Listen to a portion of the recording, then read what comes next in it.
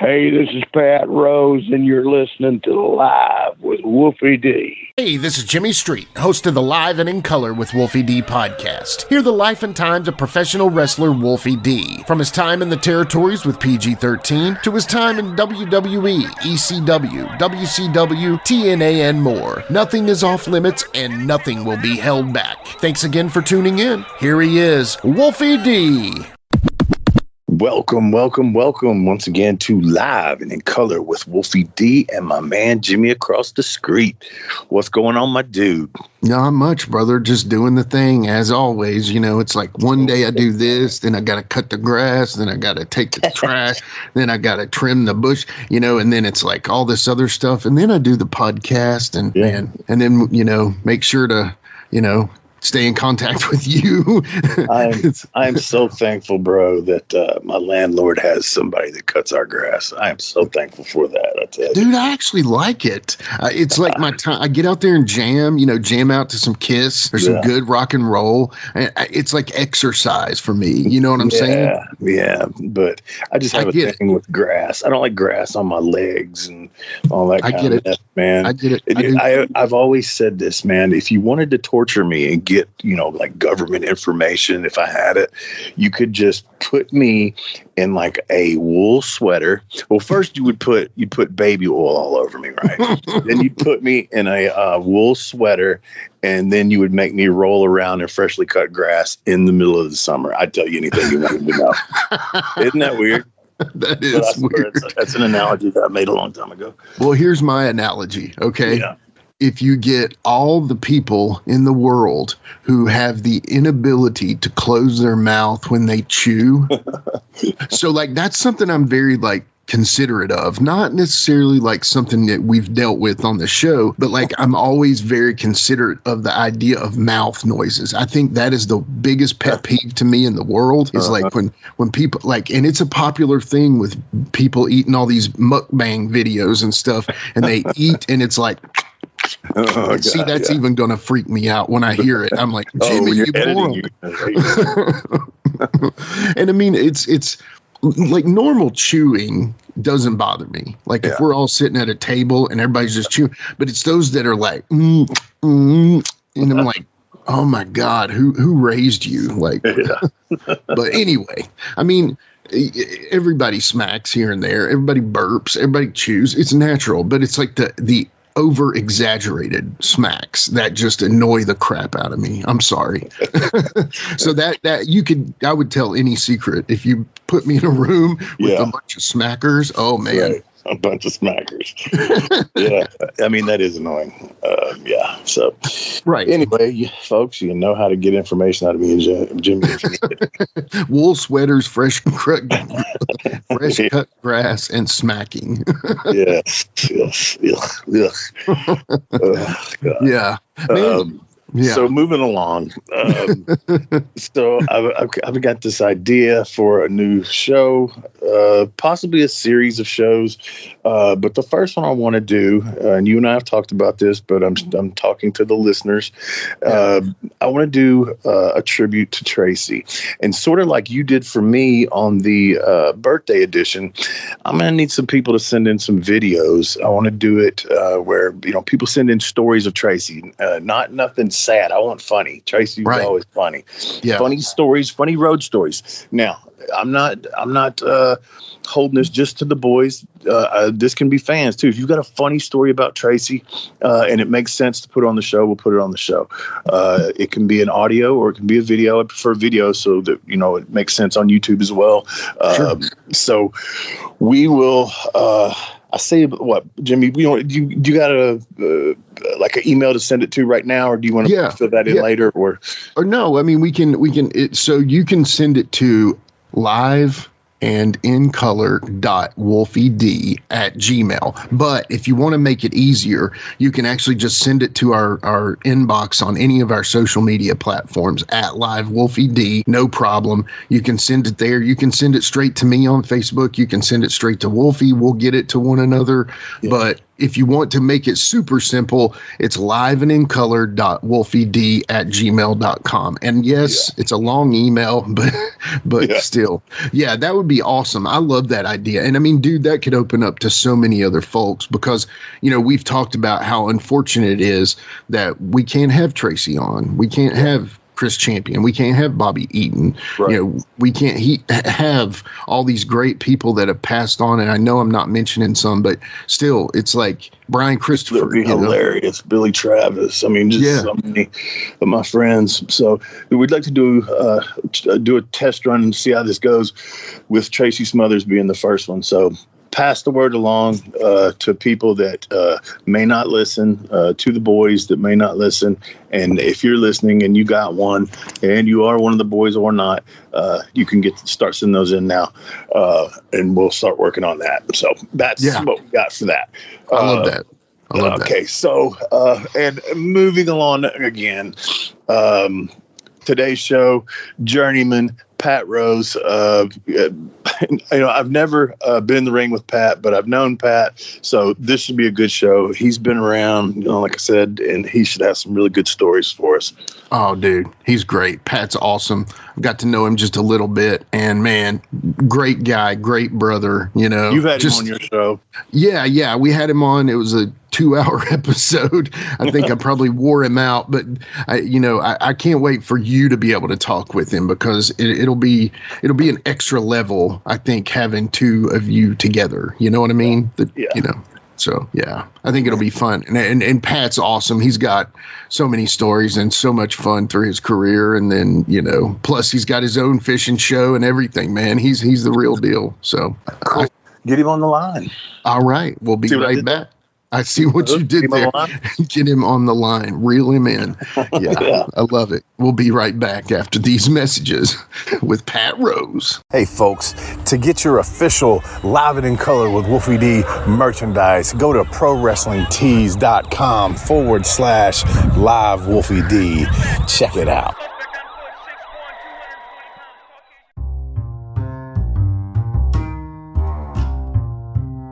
If you're listening to Live and in Color with Wolfie D on Apple Podcast and like what you're hearing, go ahead and leave a 5-star rating. And while you're at it, write a review. Tell us what you liked. Tell us what you'd like to hear in the future. It's very important to us and always appreciated. Thanks again. All right, guys, you survived the break once again, and we give you kudos for that. And today we have another special guest with us. Last week we had the Legends of Memphis show. We had to take a little break from guests. Jimmy and I needed a break. But this week we had a guest back on, and it is none other than Pat Rose. How are you doing, man? Hey, man, how you guys doing? Thank you for having us on. Oh, man, our pleasure, man, to have someone with your credentials, Pat, man. You've been around, brother. Oh, man, I appreciate that, buddy. I just, ever since I was 12 years old, I fell in love with the sport of professional wrestling, man. I love it. Yeah. I think you got in real early. I may have you beat by a couple of years. I think you started, when you were 19? I started when I was 19 back in 1979. Yeah, you got me beat on the year, but I started when I was, I got in the ring when I was 15, and I think I had my first match when I was 16. So I got you beat by a couple years there, but I definitely was not in the ring in 1979. Hey, who trained you, Wolfie? Well, I got in the ring for the first time with Gypsy Joe, believe it or not. Oh, my God. Yep, Gypsy Joe and a guy named Rick Reynolds and my stepdad, Pete Cannon, were the first people that threw me in a ring. So, man, I tell you what, when I first got in, I worked with Gypsy. He would beat the dog Dookie out of me, and I would come right back. I would try to hurt him, and you can't do that. No, he loves it. Yeah, he does. Harder, motherfucker. Yeah. And you'd hurt your hand trying to hit him in the chest with a chop. Oh, my God. But I would say he liked my mom a lot, so he took care of me, man. Like the first match that I ever had with him was actually my third match ever, and he did not chop me one time during that match. He had me doing flying head scissors on him and all kinds of stuff, man. But he never chopped me one time. Now he forearmed me across the chest, but he never chopped me, man. He took care of me. I've had a lot of them chops, brother. Yeah. You know, I got a son, Camden, he's been playing country music, played drums ever since he's 3. And he's been playing country music now since he's 14. He's 19 now. And he's training to be a wrestler, Wolfie. Awesome. And he's doing good. So we got to get a match in, got to get him ready this year while he's 19 and, you know, be like the Pops, you know? Yeah. That's awesome. Yeah, that's cool, man. I'll tell you what, going back to Joe real quick, we're talking about, you know, trying to hurt him and stuff. And then I was saying how he took care of me. Then, you know, as I got older, obviously I wrestled him quite a few times, and then he never held back on me. But I pissed him off so bad one time just messing around with him, because it was in Shelbyville, I think. Yeah, for sure it was in Shelbyville. And me and him were tagging together. And the heels got some heat on us at the end, and well, it was really on him, more on him. They kind of shit canned me, and then I came in and kind of saved him at the end with a chair, you know, and ran him off, and then I covered him, you know, to protect him or whatever.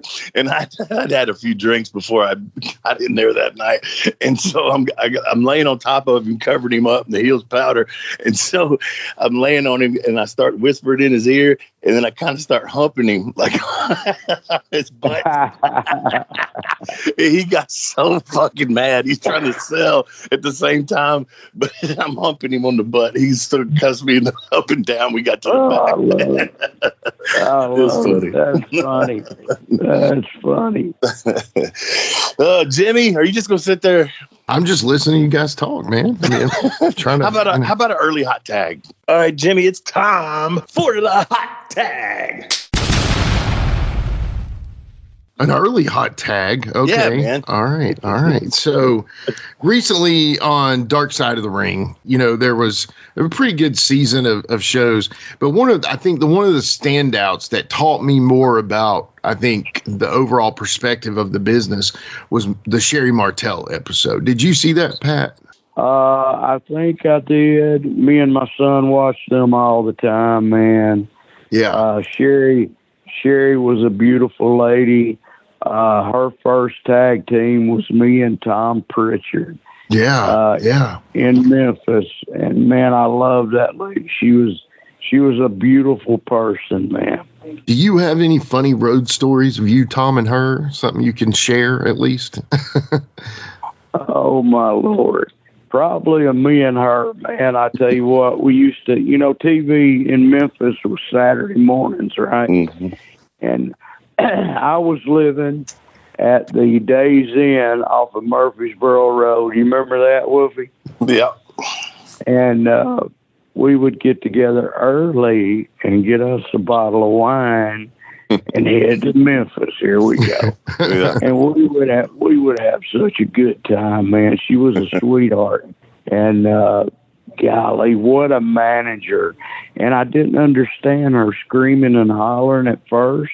And then I'm thinking, well, damn, this is getting a reaction, man. You scream and holler all you want to, girl. And, yeah, but what a great person, man. Sherri Martel, love her.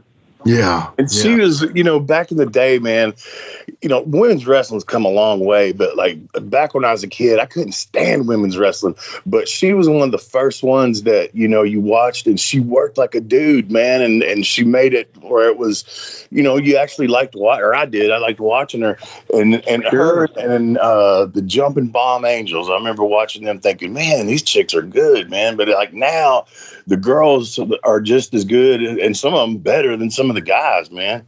Oh, you ain't lying, man. Those black girls. What is her name? She's beautiful. Jade Cargill. Oh my God, yes.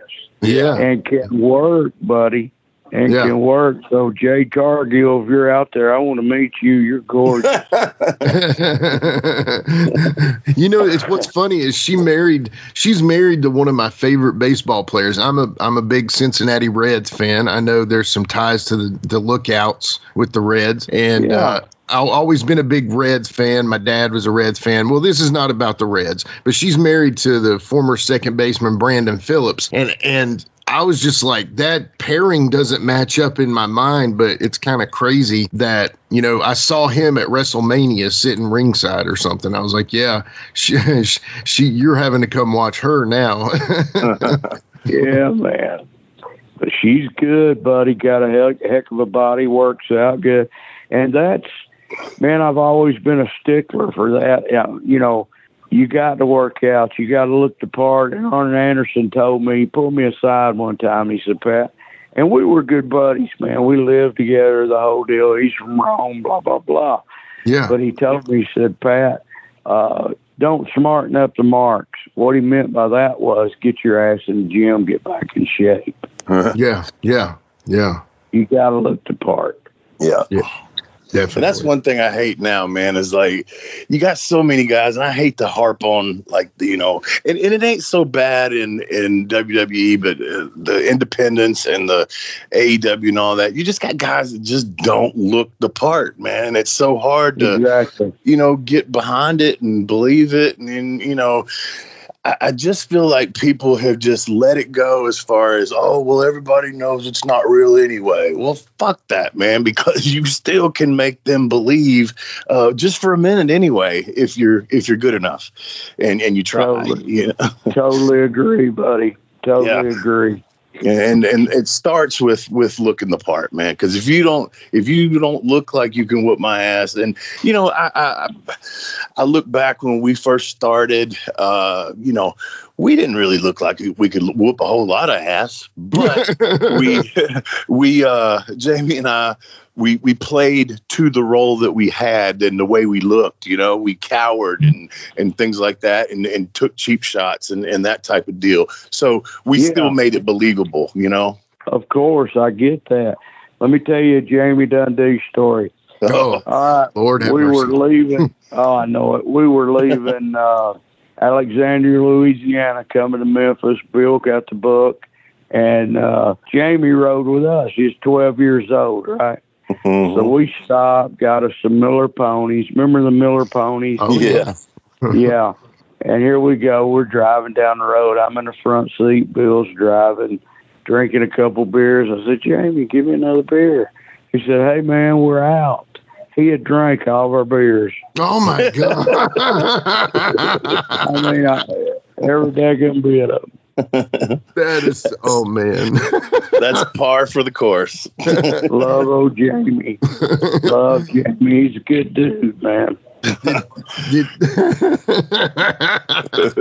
I just can't. Oh, man. Bless him. What did Bill say?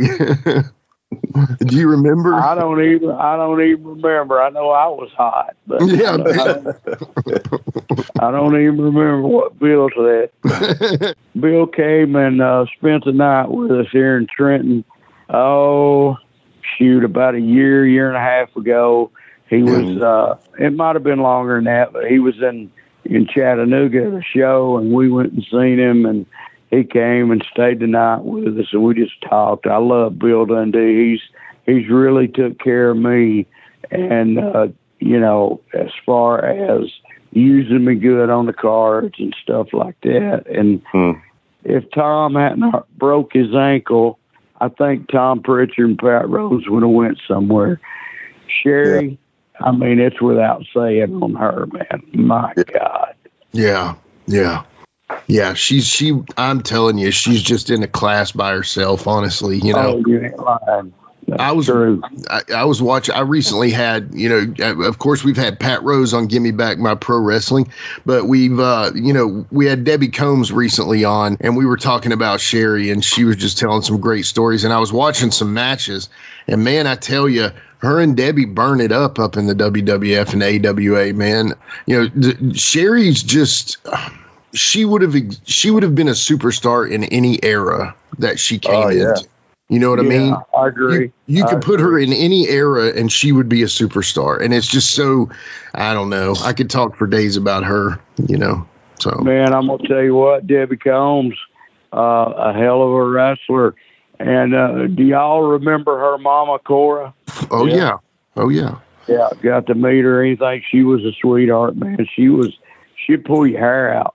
I mean, that was the gimmick on TV 12 Wrestling in Chattanooga when you had the women like Cora Combs and Donna Christiantella.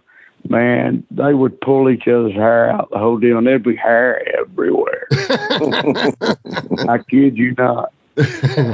Somebody shave a moondog in here? What is this, man? I heard that.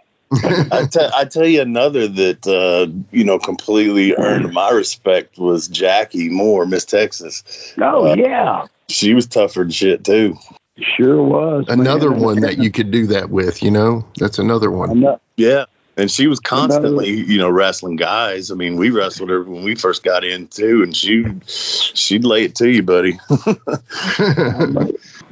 I made a lot of Memphis trips with her. And she was a beautiful person too, man. Oh yeah, yeah, she was. Yeah. Let me, I was reading your history here, and one of the things that I have to ask, because it's kind of like a prerequisite that we ask this question almost to everyone that it applies to. We've talked with Dirty White Boy several times about this, but I read that I think it was in Bowling Green, Kentucky, you tagged with Andre the Giant. Oh my God! Yes, I did. And, I had a picture of that. You remember the Polaroids that you take? It comes out the bottom of the whole thing. Yeah. I had a picture of me and Andre with that, and he looked good, man. This was young Andre, and Nick Goulas put us together. Nick Goulas took care of me, man. He liked me, and. I guess I was one of the first ones that actually were. No, I wasn't one of the first ones. Don Fargo sold me. But as far as working out and all that, and I think he liked that. And, I loved, and it was an honor, and it just freaks me out that I've actually tagged with Andre the Giant and beat Tojo and Duke Myers at the did you, Wolfie, did you ever wrestle in Bowling Green? I wrestled in Bowling Green, I think like one time for Dale Mann. Beach Bend Park? Man, I think so. I can't recall, to be honest with you, because I didn't. It was when I was first getting into business, and I just didn't like Dale Mann's payoffs, and I just was like, Even when I was first starting, I was like, Right, I got you. I believe in paying dues, but this is too much. Yeah. Yeah. That match was, shining a little bit and getting the heat on me. I hot tagged Andre and we win. You know what I'm saying? Yeah. But it was good, man. I loved Andre, and he was good to me. And I got to see him the last time in Fort Myers for WWE, and he was looking rough. He was really looking rough, and he's the boss, man. Oh, yeah. No doubt. Yeah, man. And the thing is, man, and I didn't realize this until, really like the internet came along and YouTube and all that. But, because I remember as a kid, obviously like Hulk Hogan versus Andre the Giant and the way he was then. But you look back, man, when he was younger, Andre could fucking move, man. I mean, yeah, top rope, backflip, over the top, from a drop kick, type shit, man. He could move. Yeah, he could. He sure could, man. And he was an attraction. Yeah. When you put Andre on the card, you're going to sell out. Andre the Giant coming to Chattanooga Memorial Auditorium, man. Here we go. Yeah. Yeah. Oh, yeah, no doubt. I mean, he's the, like you said, he's the boss. He's also the absolute attraction and stuff like that. But is there any funny stories about going out with Andre at all? Did you ever do that? Man, I never got to. I mean, I've heard wild stories about Andre, and And I would have loved to. Well, I think I would have loved to experience that. I don't know. It'd have probably had me under the table. You know what I'm saying? Yeah, definitely. Something I noticed on looking at some of your resume there was, the Armstrongs. And I can say with pride that they were all good to me. I still talk to Brian all the time, Road Dog. I've got to work with every one of them in the ring, and what a pleasure it was to work with all of them. Have you worked with absolutely every one of them the same? Oh my God! Me and Randy Rose trained Steve and Scott. Okay. We went down in '84, got to meet Brian just before he went into the Marine Corps. Yeah. And proud of that kid. What a sweetheart. Each and every Armstrong. I love them to death. They're great people. Yeah. And my God, what can you say about the Armstrongs? Yeah. But we got to work with the Rat Patrol. That's what they was. Them and let's see, Steve and Johnny, and then Scott and Johnny. And can you hear that phone ringing? No, you're fine. No, you're good. Okay. But got to wrestle them in Dothan, and man, Pensacola was the territory of the freaking, oh my God, it was great. Mm-hmm. And you always worked out, you always went to the beach, and we owned the beach. The left-hand side of the piers was nothing but hills. Mm-hmm. But I love the Armstrongs. Yeah. Who do you think, this is a hard question now, who do you think was the best one of them all in the ring? You're kidding. You don't even have to ask that, Brad. Yeah, Brad was good, man. I mean, they all were good. Yeah. But Brad was the man. Yeah. Yeah, no doubt. Yeah. We had Road Dog on the show, golly, about a year ago, maybe even 2 years ago. It's been a while now, and we brought that same question to him, and he was like, he was better than me, right, Wolfie?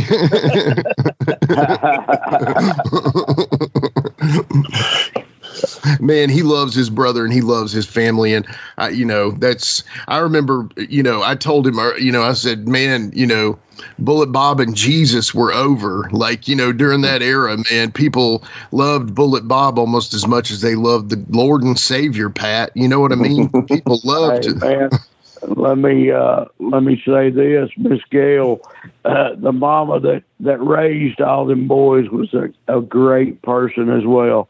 She would make you feel like family. She would make you a Pat Rose Armstrong. Heck yeah, that's me. But, she would make you feel like part of the family, man. She was a beautiful person. That whole family was just great people, man. I can't say enough about Bullet Bob and the Armstrongs. Yeah, that's awesome. And then there's Tracy Smothers, who was kind of like an Armstrong, and I say that love. He's an Armstrong. Love Tracy Smothers. Yeah. Oh man, no doubt. You got any good Tracy stories? God, I don't, man. We've wrestled a lot together. We rode up down the roads a lot with Memphis and ECW. Tracy's hilarious, man. Just the way he would get so mad and his paranoia would get to him, thinking everybody was talking about him and all that kind of stuff. Oh man. It is his driving skills. Top pulled him over one time and said, "Have you been drinking?" And Tracy said, "No, I just can't drive." And he let him go. That's awesome. Oh, that's funny. That is funny. Yeah. Go ahead, Jimmy. So, Tracy Smothers considered a tough guy too. As much as a nice guy, he's also considered a tough guy. I mean, he don't play around. He had a whole crowd in IWA Mid-South ready to fight him, and he was taking on all comers basically. So another guy like this that I know is double tough. I mean, whoop Vader in flip flops. But I would love to hear Paul Orndorff's effect on your career, Pat. How did Paul help you out? Man, that's funny you should say that. I grew up watching wrestling here in Chattanooga, Tennessee, Channel 12 when it started in 72, 12 years old, went to the auditorium and got to see Jackie Fargo and Don Fargo and the interns and the spoilers and Big Bad John and Tojo Yamamoto and just all the Nick Gula stars.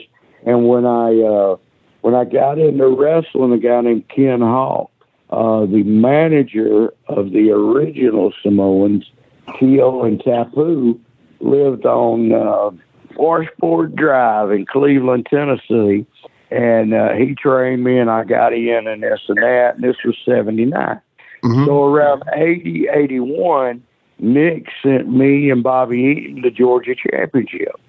And I've watched the Superstation for years, watched Dusty and Roddy Piper, Paul Orndorff, the Fabulous Freebirds. And they started sending us down there. So here I am, still green, and still a mark, for the boys. And here I am sitting next to Paul Orndorff, and we had just got through wrestling or something, and he was putting on his jeans. And I looked at him and I said, well, damn, man, he does that just like I do. And, and that just calmed me down and made sure that I was where I was supposed to be. You know what I'm saying? Definitely. And from that point on, it was like, hey, Paul, how you doing, man? Good to see you, buddy. How you doing? Good. Right. And, at first it was like, yes, sir. How are you, sir? Mm-hmm. But it just calmed me down, and I knew where I was supposed to be. Does that make sense? Absolutely. Totally. Yeah. Absolutely. Yeah, that's very cool. That's very cool. And, I've had guys on the show before that, they've compared him as far as in-ring work, Paul and Ronnie Garvin. They said they were very similar. You couldn't outwork them. And then at the same time, if you tried, they could hurt you if they needed to, Man, I had good matches with Paul Orndorff, man. We used to do, we'd do Atlanta TV, then we'd head to, where is it? Columbus. We'd head to Columbus and do TV there. And it was still like a studio deal. Oh, and I got to wrestle Paul many times there, just on that TV. And enjoyed it, man. What a guy. That's awesome. That's awesome. Let's take a quick time out and get a word from one of my dope-ass sponsors, and we'll be right back with more Live and in Color with Wolfie D. Support for Live and in Color with Wolfie D is brought to you by Manscaped, who is the best in men's below-the-waist grooming. Manscaped offers precision-engineered tools for your family jewels. Manscaped recently launched the Ultimate Men's Hygiene Bundle, the Performance Package. Join over 4 million men worldwide who trust Manscaped with this exclusive offer for you. 20% off and free worldwide shipping with the code WOLFIE at manscaped.com. If my math's correct, that's about 8 million balls. They just had they had the celebration of Jerry Lawler's career last week or the week before. And I was supposed to attend that, but I had a schedule mix up with a family event and yada, yada. I got to send in a video to, say thank you and all that kind of stuff. And I'm a Memphis guy. You did a lot of Memphis as well. What were your, what's your take on Jerry Lawler? Love Jerry Lawler. You ever heard of a guy named Bob Cook? Absolutely. I talked to Bob quite a bit, actually. We were actually coming back from, I'm thinking Kansas City or something, done TV for WWE, and was coming back, and we stopped in Memphis, and he and I got to wrestle with Dundee and Lawler. Oh, my God. I wish I could have worked a program with Lawler. Yeah. Lawler was great. What a punch. And you could sell it good, man. Mm-hmm. You could sell it good. Yep. Yep. And that's what I always say this, man. Like most guys, some guys can throw a good punch. They got one punch, but Lawler he could throw lefts, rights, uppercuts, jabs, everything from every angle. You could feed it and make it look good, man. Oh yeah, yeah, definitely. And his psychology, man, was just incredible, and the way he sold stuff. I mean, just all around, probably, if not the best, one of the best ever, man. You know what, Wolfie? When I first started, it was punch kick. Yeah, you know what I'm saying? Yeah. Punch kick, and I started doing, maybe a backdrop off over the top onto the floor.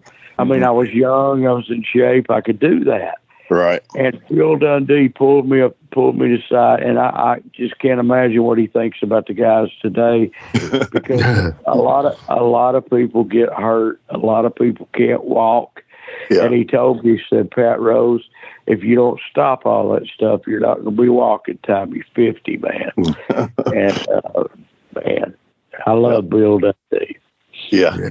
Yeah, Bill and I's history was not good at first. I don't know if you know the story, but Bill pulled a knife on me in the dressing room one time, and then after that, we worked a program off of that, and we actually, it's like we beat the piss out of each other basically, and kind of earned each other's respect in the ring. And ever since then, we've been good. But yeah, I enjoyed working Bill. In that it was a different kind of match that I learned with Bill. It was I better get it because he ain't gonna give it to me type match. That's right. That's right. That's how he was, man. Yeah. But you can't be a pussy and let them beat the shit out of you, brother. No. You got to fight back. And I was an amateur wrestler from the 8th grade all the way through high school. Mm-hmm. And I love that stuff, man. I love being a little bit snug and the whole deal. I love the Japan style, man. Mm-hmm. I love that. Yeah, I never got to go, unfortunately. Never got to do that one. Oh, my God. It's freaking machine guns everywhere. That's good, dude. Yeah, so speaking of machine guns, I've heard this guy's as tough as a machine gun, and we've heard different stories and funny stories and things about this gentleman, but tell me how it was tagging with Wrestling 2, Johnny Walker. Well, first of all, Wrestling 2 was my official childhood hero. Okay. When I wrestled, I had a picture of Wrestling 2 on my bag. Very cool. And we used to have what they call wrestle. Did you ever amateur wrestle, Wolfie? Yeah, I did. Ninth grade and a little bit of 10th grade, but then I quit in 10th grade because that's when I started training to wrestle. Atta baby. But they would have this thing each week just before you'd have 2 matches a week, and you'd have to have a wrestle off for your spot. Mm-hmm. And I would wrestle 5 guys, Tom Shirley, I don't remember their names, but 5 guys. And I would kick their ass every week and get my spot that I well deserved and earned and all that stuff. But, man, I loved Wrestling 2. Oh, my God. Got to tag with him, brother. I've got a Wrestling 2 mask that I used to wear over here on a foam head dummy that I keep in my living room. And I got close with 2 and Olivia. And when I was living with Arn, we were in Pensacola, and we would go out to eat. And Miss Olivia was the most beautiful woman I've ever seen in my life. I fell in love with her, and what a sweetheart. But talking about Wrestling 2, here's what we done. We would be coming into the town, and it'd probably be 30, 40 miles before we got to the town. All right, kid, put the hood on. Okay, yes, sir. So we've got the hood on. We're stopped at a red light. He said, don't look. And we would have to sit there, straight ahead, don't look. And here we go. You know what I'm saying? Yeah. But wrestling too taught me a lot. He let me talk. You know, on interviews, I was the shits, of course, but wrestling too taught me a lot, man. That's awesome. Love that guy. That dude was tough too, right? I mean, he was double tough. Man. Have you actually watched him? Yeah. work? Oh yeah. Oh yeah. What bumps? Yeah. What intensity? You know what I mean? He looked like he was killing you, but he was working. Yeah. And I've got to say this. I've got to tell this story.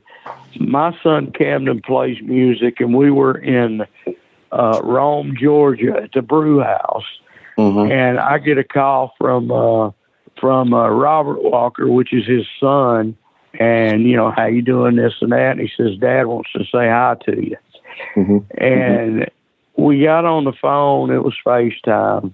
And I got my son there, and we're watching two, and two starts crying, and he really can't talk. And I just got to say, two, I love you. Thank you for all you done for me. And about a week later, maybe 2 weeks later, he passed away. And I'm thinking to myself, man, did he know? Did he call me because he knew? Yeah. And that was just the ending of my childhood hero's life. And I love wrestling too. Man, that's awesome. That's a great story. It really is. Yeah. Man. That's touching, very touching. You see so many, you know, I mean, you've been around longer than I have, Pat, but just so many of the boys that have passed away. I mean, obviously he lived a long life, but then the ones that have passed away too early, you know, I got a similar story with Tracy. Tracy FaceTimed me, you know, he's in the hospital with the cancer in his stomach. And it wasn't, you know, there was a time where me and Tracy didn't talk for a little bit. You know, he would, I don't even remember why we was mad at each other, and I'm sure he didn't either, but then we started talking again when he got sick and everything. It wasn't, you know, we'd FaceTimed kind of like you just said. And, you know, it wasn't too long after that. Same Brick House, when he was sick, he called me, and me and him got to crying, and he passed away. And, you know, it's just sad, man, that, you know, and honestly, right now, me and Jamie ain't talking. And, man. Yeah. And it's over just dumb shit, man. And, you know, hell, I've survived a heart attack. So it could be tomorrow. It could be 10 years from now that one of us passes away, and here we are not talking to each other like a bunch of damn kids, man. But silly, man. It's silly because you never know. You know what I mean? Yeah. Yeah, and I'm doing my best to work them back together, Pat. I promise. It's just not. They're both hard-headed men, and it's not like I have a real pull with Jamie or Wolfie. It's just like, guys, y'all did some great stuff together. But the good news is they have come together on something very cool coming out. We can't announce it yet, Pat, but man, it's cool. It's very cool. So. Yeah, the listeners and the fans of PG-13 are going to be popping for this one. But back to you, Pat. You know, speaking of, I always like to ask these kind of hypothetical questions to our, and I've added more as I've gone along. But there, you know, like there's some that I really love to ask, and I feel like they kind of open up some conversation here. So if you don't mind, I'm going to ask you a couple of these. If you were to have one more match, and let's just say you got the old Conrad Thompson, Ric Flair's last match, Pat Rose's last match, okay? And you could pick anyone, even if they're gone and passed on now, right? But you could pick it. So if you could have one more match, who would it be and where would it be? Let me tell you something about the Flair stuff. He should have left it at Shawn Michaels.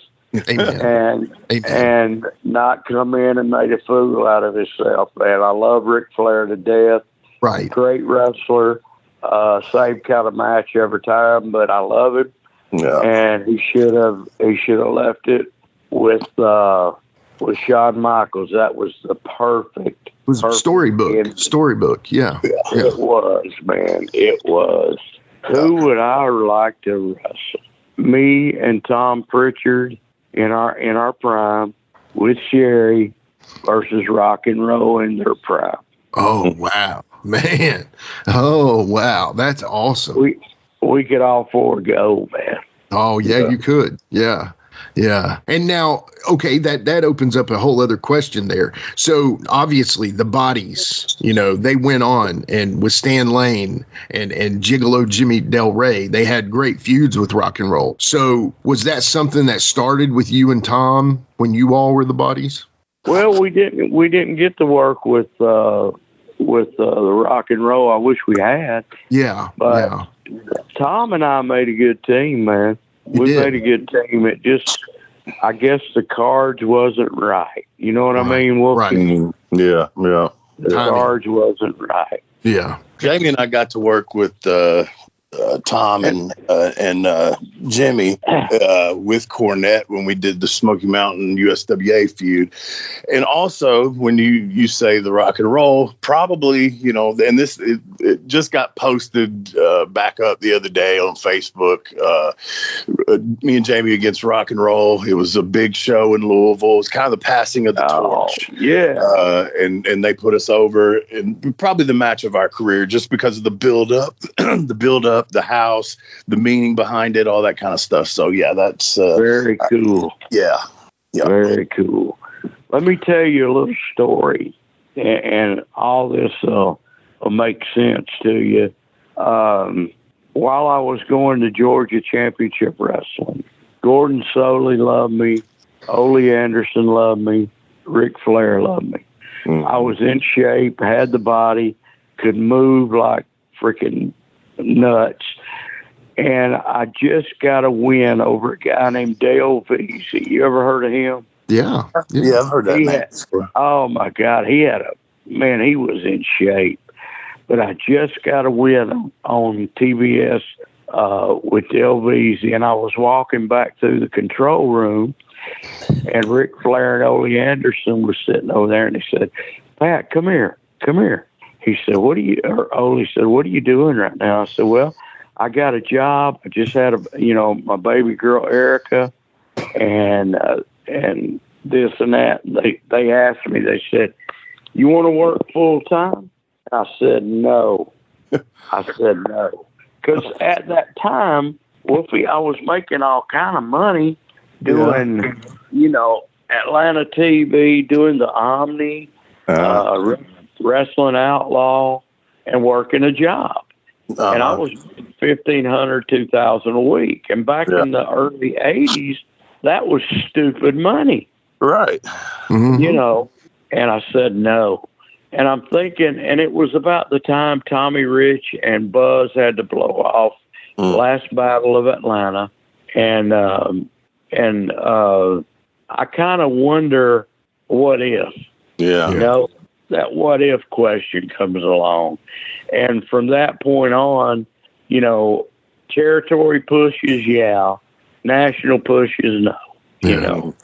So, but I could be dead right now, boys. Yeah. Yeah. So there you go. Well, this is a good question to come off of what you just said there. So this is another hypothetical, but this is all, I like this one. And Wolfie kind of posted something similar to it the other day, and it made me think of this question. So, Pat Rose, would you rather have a pause button on your life right now, or would you rather have a rewind button on your life?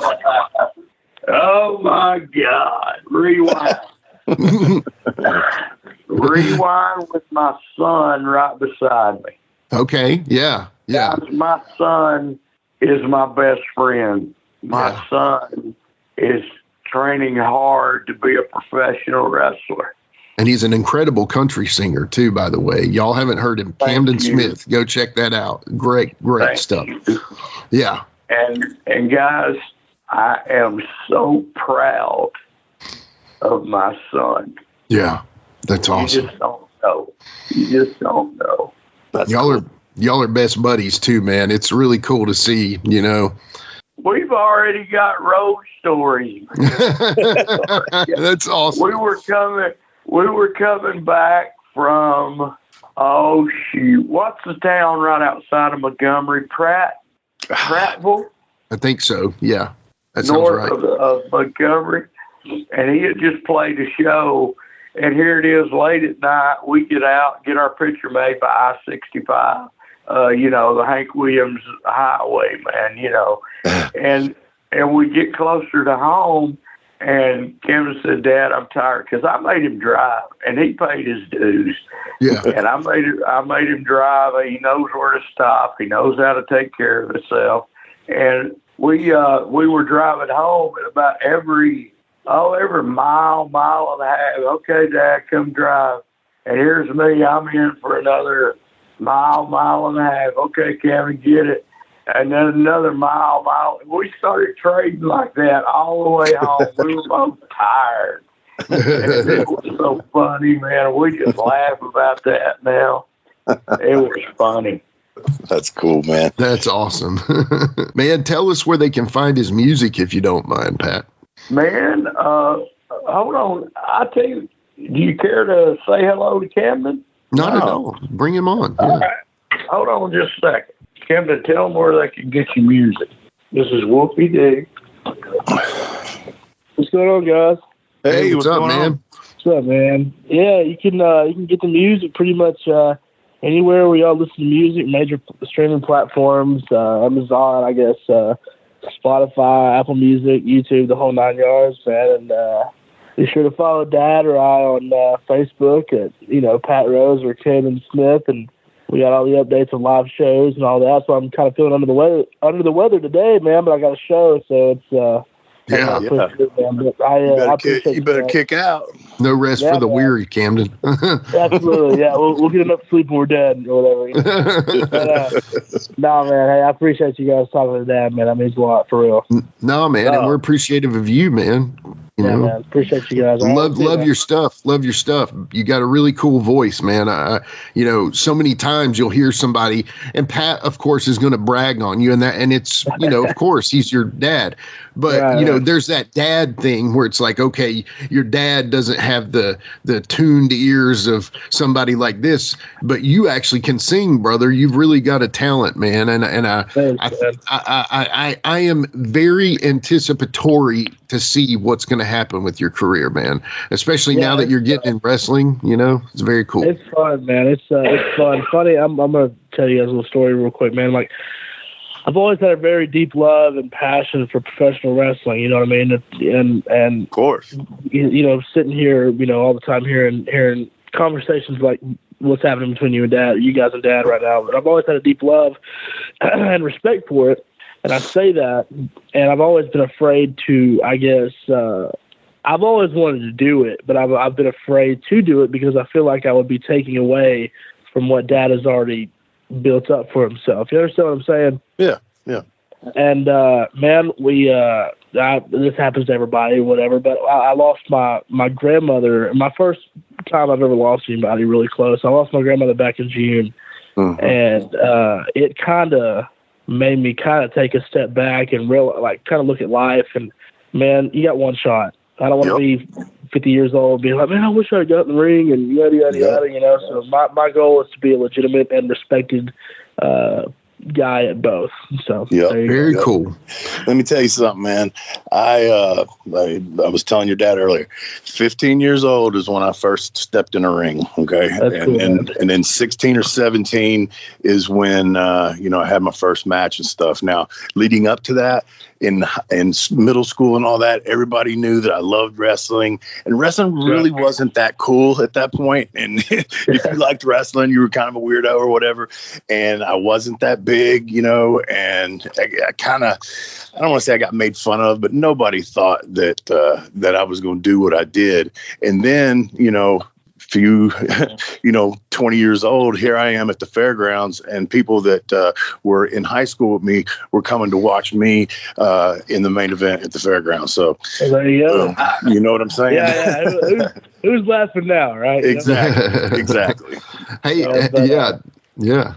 Well, go for it, brother. Guys, man. Let me ask you one thing before you go, Cam, real quick. Yeah, all right. Absolutely. So obviously, at this point, probably you would say your dad's the better wrestler, right? You would at this point, because you're starting out, Absolutely. And then I would almost argue that probably your dad says, "Well, Cam's the better singer, though," right? I would assume Is Pat a pretty good singer? I guess so. Okay. Yeah. You guess so? Well, who catches the bigger fish? That's what I want to know. Probably Dad. Yeah, probably Dad. You had a chance to take it and you didn't, Cam. I like you, man. You're good. Thanks, man. I appreciate it. That's what's funny. All my buddies are like, man, screw you, whatever, because I'm showing up to a pond with like ducats and like these top-notch lures from all these guys. They're over here with their Zebcos, and there's nothing wrong with that, but I'm just Right. The old Zebco Rhino or something. Yeah. Man, I appreciate you guys, man. I hope to meet you guys sometime soon. Absolutely. I look forward to it. Thank you. All right. Here's Dad, man. All right. All right, man. Cool, Pat, man. Hey, Wolfie. Yes, sir. We did an angle with him already. Oh, yeah? Let me tell you what we did. All right. And the only reason I did it, Wolfie, was to see if he could handle it. Yeah. And he handled it like a champ. Uh-huh. Okay, so he just sang the national anthem. Yeah. This was in Gadsden, Alabama, at Spartan Arena for primetime wrestling. Uh-huh. And primetime is the number one promotion in Georgia. So he just sang the national anthem. We got a guy named Drago. I don't know if you've heard of him, but this guy looks tremendous. I mean, what a body. Uh-huh. But he comes out and he's actually Ukrainian. All right. So he comes out, doing the flag, getting on Camden, this and that. So Camden turns to walk out of the ring, and he nails him. Mm-hmm. Perfect bump down. Mm-hmm. He grabs him by the hair, hits him with the pole. I don't know how it happened, but, he got him bloody. Oh. And picked him up again, hit him again, got a hard way on him. And didn't mean for the hard way, but I loved it. Yeah. So here comes Dad, barreling ass to the ring, just wanting to cover his son up. Yeah. So he picks me up, nails me with the flag. We're both bleeding, and again, I don't know how they do, the blood, but chicken blood capsules. Blood capsules. Oh, but it was great. So, end of the night, we come out to do an interview. I take over, say my part, blah, blah, blah, blah, blah, blah. And he comes back to me, and I threw it to Camden. Buddy, one of the best interviews I've ever heard. That's awesome. You hit my dad, you did this, you did that, and made it personal. Yeah. And, man, I tell you what, it was good. So, as far as that part of it and the talking, he's ready. Yeah, that's awesome. He's awesome. Ready. So. Yeah, that's funny, man. That was just the blood thing. I actually had. I'm sure you've heard all the different ones, but me and Jamie had a Mark come up to us one time and tell us he knew how we did the blood. And we said, "Yeah, is that right? Yep. Y'all get back there in the back and you cut your head open, and then you take a chicken blood capsule and you put it in there where you cut your head open, then you tape it back up." So you're telling me I'm gonna cut my fucking head open, which is gonna make me bleed my blood, and I'm gonna put a chicken blood capsule in there, and then I'm gonna tape it back up. Now that makes a lot of fucking sense, don't it, buddy? That's funny, man. So that's a damn chicken blood capsule. Chicken blood. Pat, man, I've enjoyed the conversation, man. Appreciate you coming on for us. Man, it's been a lot of fun. Wolfie D, I love you. I love you, man, guys. Appreciate it. Love you too, man. Too bad I never got to get in the ring with you, man. That's I know. We would stole the show. Oh, for sure. 100%. Sure. Yeah, for sure. Now, are you down there? You talk about your son working and stuff. Bull Buchanan, ain't he running something down there? And his son works. Yeah, Bull just started. Yeah, Bull just started, and he's going to start running shows. So yeah, and then you work. I'm sure you worked with Mike Jackson's promotion, or does he run one? Or oh my God, Mike Jackson! Back in the day, used to travel with him to Mid-South, and man, Jackson's got me a lot of jobs. That's awesome. We had him on not too long ago. He's a real nice guy. Yeah. Yeah. Oh, he's a sweetheart. Yeah. Well, all right, man. Hey, man, keep in touch, man. Just, say hello on Facebook, whatever, man. But again, we appreciate having you on, man. You got some great stories, and hell, maybe we'll do it again and have a Pat Rose Part 2. Heck yeah. Hey, send me a promo card when you get to pushing this thing. Let's blow it up. Sounds great. Sure, man. Yeah. Absolutely. Go check out Set the Hook with Pat Rose too. It's an awesome show, especially if you love fishing and you love Pat Rose like we do. Hey, so. you can go to setthehookwithpatrose.com. I know that's kind of long, but that's all we could get. I love it. Setthehookwithpatrose.com, and it'll show you where to go, give you your choice of streaming networks and the whole deal. That's very cool, man. Yeah. Good. Yeah. All right, everybody. We'll be right back with Ask Wolfie D Anything. Thank you, Pat. You're the man, brother. Hey, thanks, you man. guys. I appreciate y'all. Yeah. Yeah. We'll talk to you soon, buddy. Thank you so much. Okay, man. DJ, hit the music.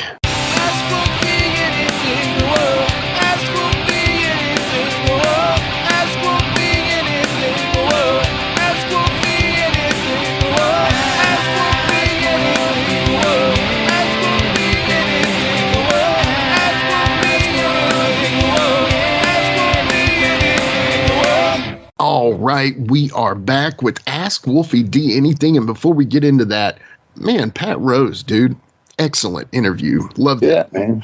I knew he was going to have some good ones, man. It was great talking to him, Dude, yeah, dude. And his son, that was an extra bonus for us there.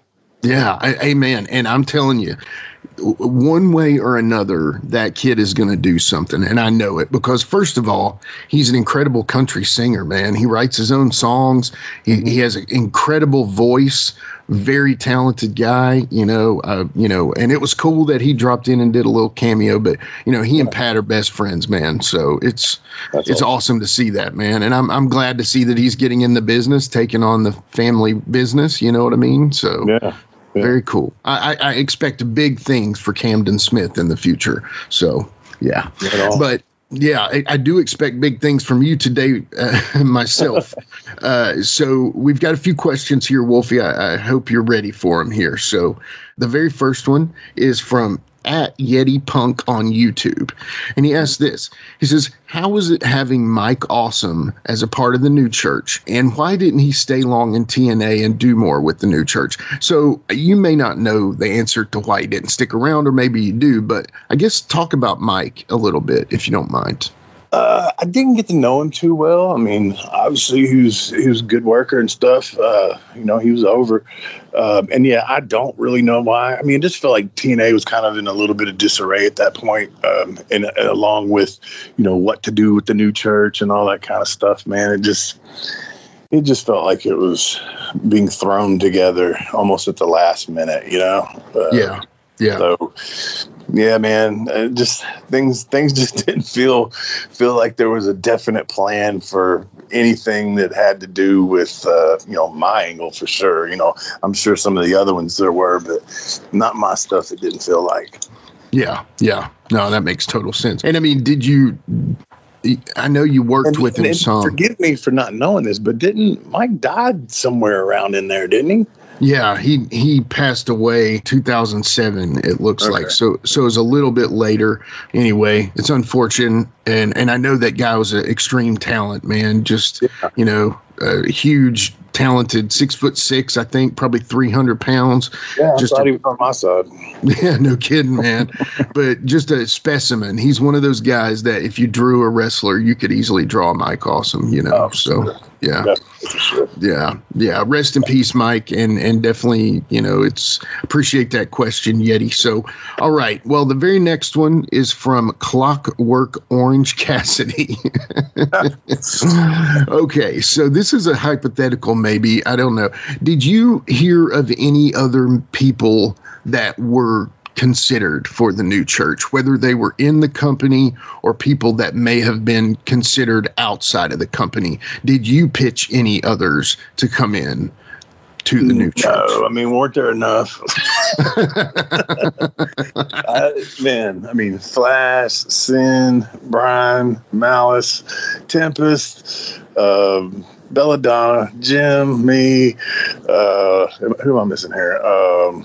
I mean, I guess I don't guess that Shane he didn't really count to me. You know, he was a friend of the church. You know what I'm saying? Right. And Mike Awesome, some of them that tagged with us or whatever.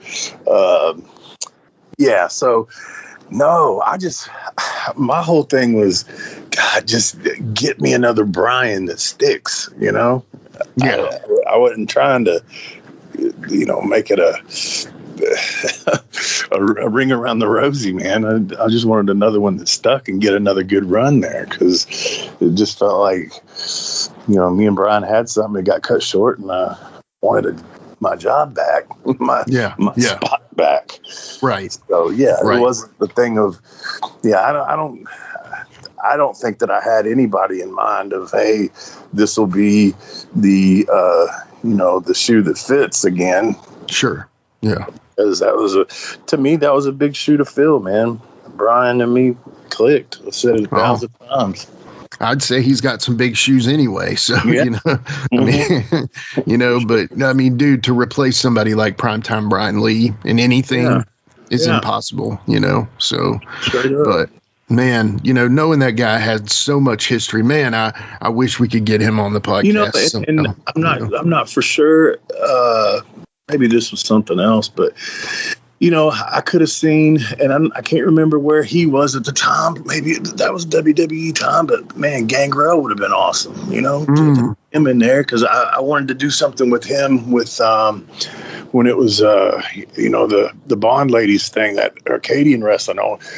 But then we kind of, hey, him against you. But then I tore my arm up and had to have surgery and all that. So that Gangrel would have been a good one with me. Oh man, yeah, he would have been incredible. I mean, he would have been more good for me than I would have been for him. But I mean, you imagine that group, me, Jim, and Gangrel, that would have been tremendous.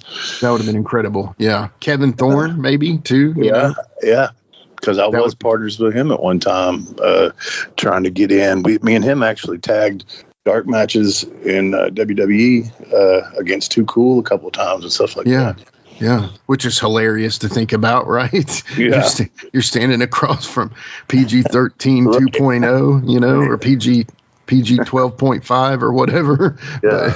I mean, that must have been pretty surreal. But anyway, so I'm here to get my shot at the big time again, but the tag team across from me has my gimmick.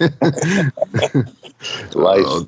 The surrealness of wrestling has to be something that you almost had to pinch yourself sometimes. You're like, wait a second, what is happening right now? Bizarre world. Yeah. Well, thank you for that question. Definitely appreciate that. Well, the next one is from Gizarni. Yeah, Gizarni, at Gizarni on YouTube. Yes. So I don't know if he's like never mind. So he says it must have been very silly to compete in a reverse battle royal, right? What is the silliest, most the weirdest match you've ever competed in? Well, that ranks right up there, because I'll tell you, I'd never heard of it when they told me what I was doing. It up, because I've been told there was one done before that. Let me think here. I have done, I can't remember. There was one we did where there was 4 poles on each corner. It was like a Halloween thing. And I think it was against the Phantoms. And on each pole, there was like a box of like a surprise. You didn't know what was in any of the boxes. And I think it was like one of them had something legit that was like a weapon, and maybe the other, it was a trick or treat. That's what it was. I think there were 2 tricks in one treat, or 2 treats or something like that. So 2 were bogus and stupid shit that really wasn't a weapon, and then 2 were weapons, some shit like that. I mean, a bit corny, but I mean, it's Memphis. Sometimes shit like that works if you know how to make it work. Man, I'm sure there's a bunch of shit I'm not thinking of off the top of my head. I swear I saw something the other day like, what? Yeah. How do we do that? Did you ever compete in one of the Moondog Battle Royals? Yeah, for sure. Yeah. And I mean, that was just basically. They're not silly. They're a hardcore. Yeah, I'm not making fun of that match. I'm just saying it's a hardcore battle royal, right? That was like, oh God, I hope I don't have to take one of those boards, because that was the big thing. That was the worst weapon in there, was the boards. Right. Yeah, man. What a that could be a whole show there too, is just counting the amount of moondogs. Yes, it could. Top 10 I worked moondogs. with quite a few of them. Actually. Yeah. That's cool, man. Yeah. Obviously Spotty, Rex, those guys, like, you know, the big names and stuff. But anyway, that I was trying to think if I could remember anything crazy or you competing in. I mean, I can't, man. I know there's something silly that I swear I just saw the other day, but I can't think of it. My memory sucks. We all know this. Yeah. But I will tell you this, man. Speaking of the Moondogs, and somebody had reached out, man, a lot of people are wanting us to find Richard Lee, and that's just been a bust altogether. Another person that people have been talking about is Frank Morrell, and I just got a lead on that like yesterday. I talked to one of his grandchildren, and I'm supposed to be getting a phone call from him. Now, I'm probably not going to get him on this show. I understand that he has dementia, but he does remember the past really well from what I understand, and hopefully I'll get to talk to him, and I'll report back on that as soon as I can if I get the phone call. And I'm excited. Yeah, please do, man. Yeah. Somebody was asking, like, how old is he and all that. So Frank's 83. He'll be 84 in July. And I'm just happy to say that Frank's still with us, man. Dude, that's all we can ask for, is that Frank's still with us, man. That's awesome. Had some good times with him. Yeah, in the slim miracle we get him on the podcast, that would just be cherry on top, man. But to know he's still kicking and still has the stories, I'm just happy that you could reconnect with him, because I know it's been a while, man. Yeah, so. I even text Jeff and said, dude, I said, I've tracked down Frank. He's like, no shit. That's awesome. That's awesome. Yeah. If Jeff doesn't know where he is, then nobody does, man. Exactly. So I feel like a super sleuth. Yeah, that's very cool, man. Very cool. I told you I watch a lot of Dateline and true crime, dude. I'm on it. You're on it. Well, one thing I do want to put over real quick is a friend of mine. He's just started up the Retro Wrestling Review podcast. His name's Gene Jackson. I'm sure most of y'all know or have heard of him. He's been in wrestling podcasting since podcasting began. I'm talking like 2010 era, that kind of time frame, like when I first asked you to do this podcast. But anyway, he's got a Retro Wrestling Review podcast, and he's covering, I think, 93 to 97 USWA as his first job. And I know you've already committed to going on the podcast. He's asked me. I know he's asked a few others, but it's really cool. It's kind of like a cool little supplemental podcast that if you enjoy our show, I think you would highly recommend to enjoy that one as well. So anyway, I just wanted to put that over because he's a good buddy of ours, and we just wanted to shout them out real quick. Definitely appreciate everybody for listening and enjoying Memphis wrestling, man. That's the important part. So they've been posting some good matches too. Oh, dude, he's posted both of your rock and roll matches, and man, this is the cool thing is this is from his personal collection. Pretty cool, man. Definitely pretty cool. So, but other than that, man, that is all I got for this. Is that your? Did you ask 2 or 3? I did ask 3. Yeah. Okay. Yeah, we got in 3. All right. We met the contract quota, so. All right, brother. Well, yeah. So we got somebody booked for next week. It's going to be a part 2. So we'll keep it under wraps till we make it happen. We don't like to be the cancel podcast. No, this one is awesome. The first episode is one of our top episodes. The part 2 is just going to be as fun. Cool. Thanks, Pat Rose. Thanks you guys for listening, and we'll holler at you next time.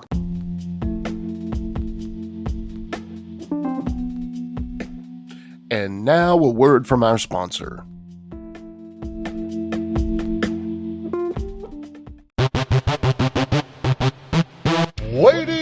gentlemen, welcome to Give Me Back My Pro Wrestling, the podcast that's based on the old school but can still help you find the good stuff from today. Jimmy Street and the Plastic Chic, Jared, are the undisputed tag team champions of the wrestling podcast world. From thought-provoking topics to superstar interviews to action figure expertise. This team does it all, and all they ask is, give me back my pro wrestling!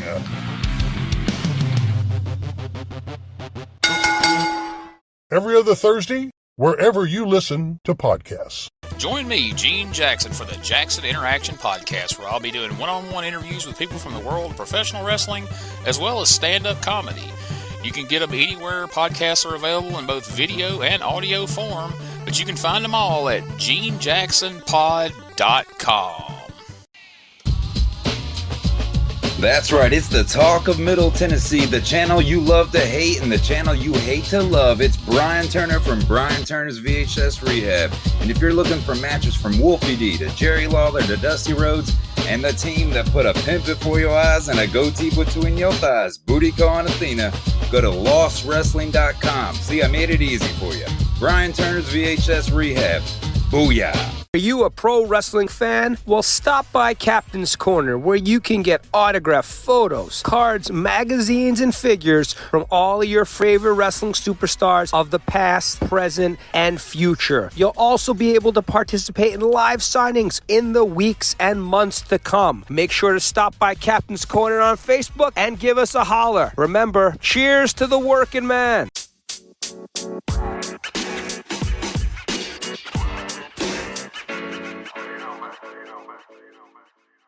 So that was another great episode. Hey, Wolfie, tell them where they can find you on social media. Jimmy, they can find me in the club, bottle full of bub. I'm just kidding.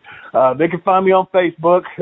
My personal page is Warren Wolf, WOLFE. I'm on Instagram at Warren Wolf 13. You can always find us on Facebook, Twitter, Instagram, and YouTube at Live Wolfie D. Here's the thing. Wolfie always has offers for his autographed photos. He has a selection of some awesome photos from throughout his career that he will autograph and personalize any way that you want him to. Just contact him either directly at his personal Facebook page or through any one of our other pages, and we'll make sure you get in contact directly with Wolfie. Get those photos, right, Wolfie? Yeah, I've got some good stuff on there, to help with the podcast. Folks, if you can't get out to a show to meet Wolfie D, there's nothing like that, especially for the fans of PG-13 and Wolfie D. And before we go, you can always find me, your host, Jimmy Street, at James Rock Street on Twitter, Instagram, and YouTube. And hey, Jimmy, before we go real quick, I just want to add in there, from the bottom of my heart, I really appreciate, first of all, the work you've done for this podcast. You have worked your butt off. Secondly, the people that are liking the page. Beyond that, even more, is the people that are listening, and we really appreciate that. Yeah, and remember, guys, the podcast drops a new episode every Monday at noon, and our past episodes are streaming now on demand on all major podcast formats. Thanks again. I got a cap for you, don't. He got a cap for you, don't. I got a cap for you,